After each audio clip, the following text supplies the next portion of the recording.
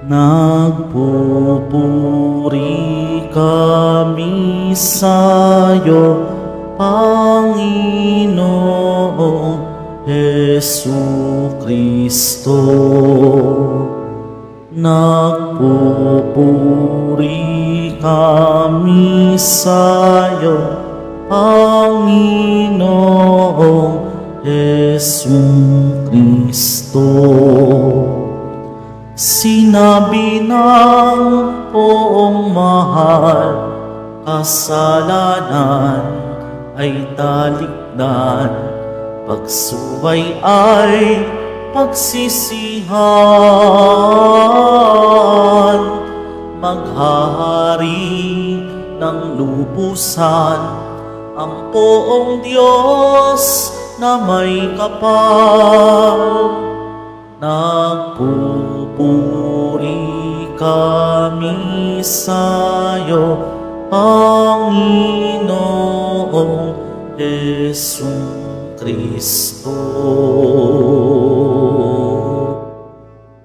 Sumainyo ang Panginoon. At sumaiyo din. Ang mabuting balita ng Panginoon ayon kay San Lucas. Papuri sa iyo, Panginoon. Noong panahong iyon, sinabi ni Jesus sa kanyang mga alagad, ang anak ng tao'y dapat magtiis ng maraming hirap. Itatakwil siya ng matatanda ng bayan, ng mga punong saserdote at ng mga eskriba. Ipapapatay nila siya, ngunit sa ikatlong araw ay muling mabubuhay.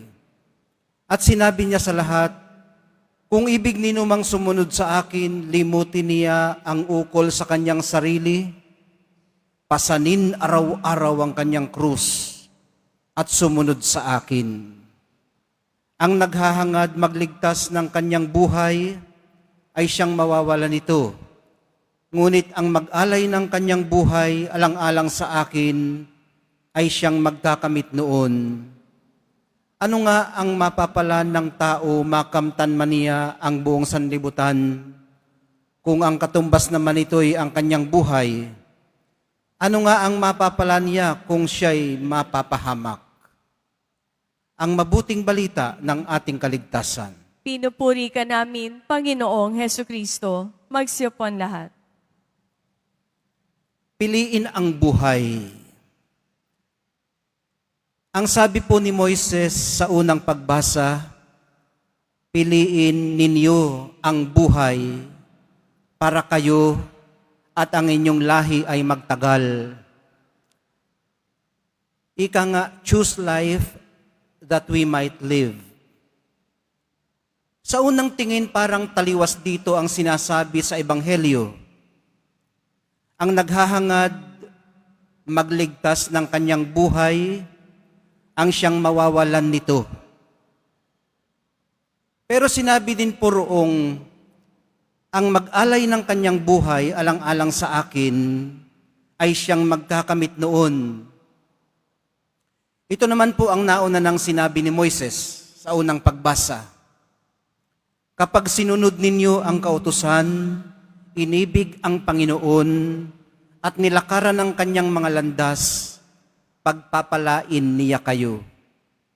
Sa madaling sabi, mga kapatid, ang pagpili sa buhay ay pagpili rin sa higher purpose ng buhay na siyang magbibigay kahulugan at pinaglalaanan nito.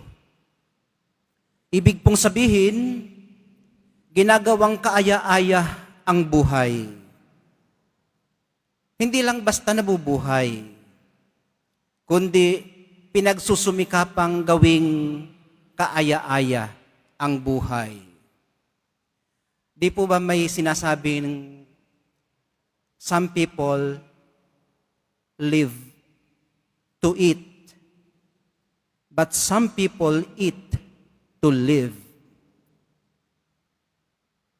At para po maging kaaya-aya ang buhay, pinagpapasyahan po itong matibay. Pinipili na maging kaaya-aya ang ating buhay. Kaya ang pagpili pong ating ginagawa ay hindi lang minsanan at biglaan, kundi araw-araw at pangmatagalan. Hindi po isinasalya ang mga krus ng ating buhay pag hindi na natin kayang pasanin.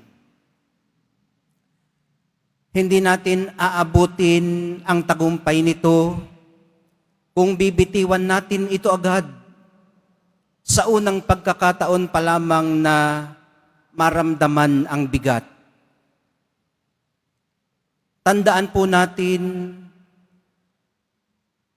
na ang krus na mistulang simbolo ng kaparusahan sa mga rebelde at mga kriminal, ang krus na mistulang lumalarawan sa kamatayan, ay ang krus ding naging instrumento ng tagumpay ng buhay laban sa kamatayan. Kapit lang po sa krus ng Nazareno, mga kapatid. Ito ho ang ating panghawakan kung saan siya nagtagumpay sa buhay laban sa kamatayan, sa kaligtasan ng ating mga kasalanan. Yakap lang po sa sarili nating mga krus, minamahal kong mga kapatid. Makakayanan natin ang mga ito dahil nakakapit nga tayo sa kanyang krus. Siya na nauna ng tuksuhin ng dyablo sa disyerto.